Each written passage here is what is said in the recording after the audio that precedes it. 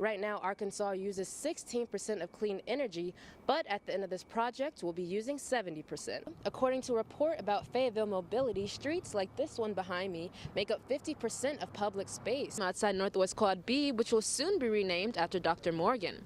He came here in the 60s when African Americans couldn't even live on campus, and now his legacy will live here forever.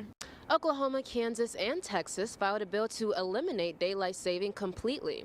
We're used to springing forward, but it may be time to hop over this tradition for good. I asked my Instagram followers today if they knew that the blue star even stood for Confederacy, and 80% of them had no idea. Fayetteville is working to create 2 power plant treatments.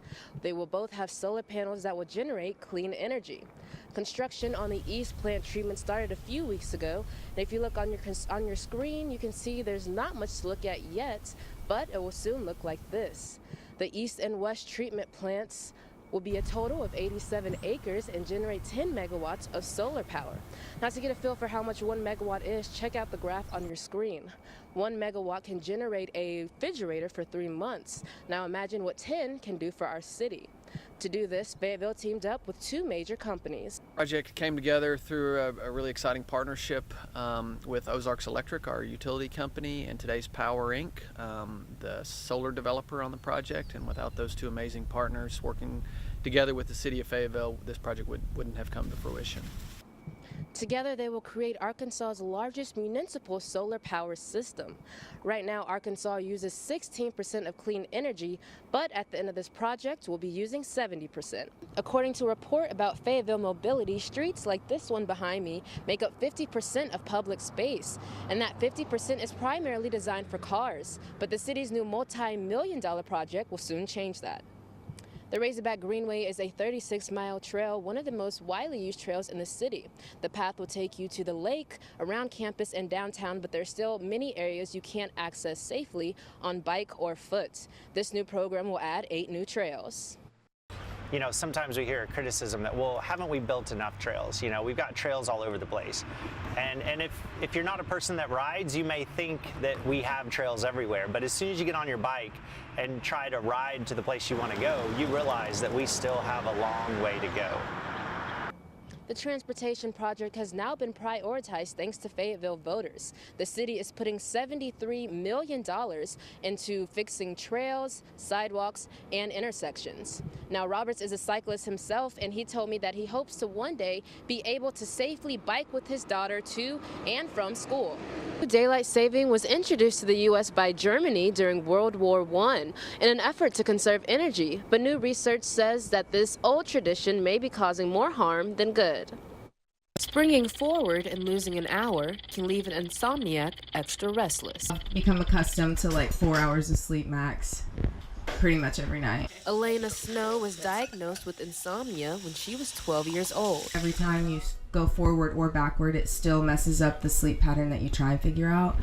Research shows that springing forward raises the risk of heart attacks by 80%. It can also take your body 5 to 7 days to adjust to the time change. For somebody who already has a sleep disorder, I could see that taking a lot longer, plus, you know, more irritability, more stress, difficulty focusing and concentrating at work or at school. Warner compares this to an extreme case of jet lag. It just messes with your equilibrium and like your personal internal clock. You shouldn't be changing that. Like, it functions the way it does for a reason. Snow thinks springing forward has a better effect on her health and mood. I feel better. I'm less irritable. I wake up at a more reasonable time. Just like everything kind of aligns a little bit better. Oklahoma, Kansas, and Texas filed a bill to eliminate daylight saving completely. We're used to springing forward, but it may be time to hop over this tradition for good. Democratic Representative Charles Blakes of the 36th District in Arkansas wants to change the meaning of the blue star on our state flag. It currently represents the Confederacy that was first here, but it could soon honor Native American tribes that were here first. Alicia, member of the Apache tribe, once lived on a native reserve, under conditions that were anything but livable. We have tribal elders that have been without, and they just do without because that's all they've known. She moved to Fayetteville to better the lives of her kids, but she'll never let them forget where they came from. So traditionalism and instilling that in my children are very important because it's a dying trend. Alicia believes we can't move on without learning from our past. I only live here, but I know the history of it.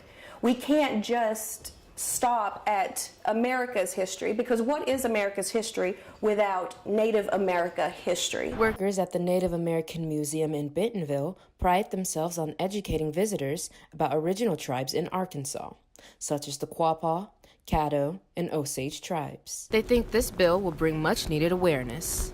And it acknowledges the indigenous people that lived here before us. It shows respect to them. All it takes is somebody to, call it out, put us out there, put us in the media, put us on the flag, give us the recognition that we have not begged for, but we deserve. The proposal wouldn't change the design of the flag, just give it a new meaning. I asked my Instagram followers today if they knew that the blue star even stood for Confederacy, and 80% of them had no idea. I'm here outside of Kimple on the patio at the J Days Ice Cream Social, an event that celebrates graduating journalism students. One class came together to make this event come to life. This group of students enrolled in a class that teaches you how to plan and execute an event. One word to describe the class. Persistent. Self-motivating. Trying. Surprising. Team leader Grayson Green believes this class taught her skills she can use outside the classroom. I thought it was like a great leadership role, and I got to meet a lot of really great people and work on my organization skills and be a part of a team, so I really enjoyed it. Green says this class expanded her job options. I think I could see myself doing something in event planning, so yeah. It was a great experience. At this social, there's prizes to win in the raffles, a live DJ, and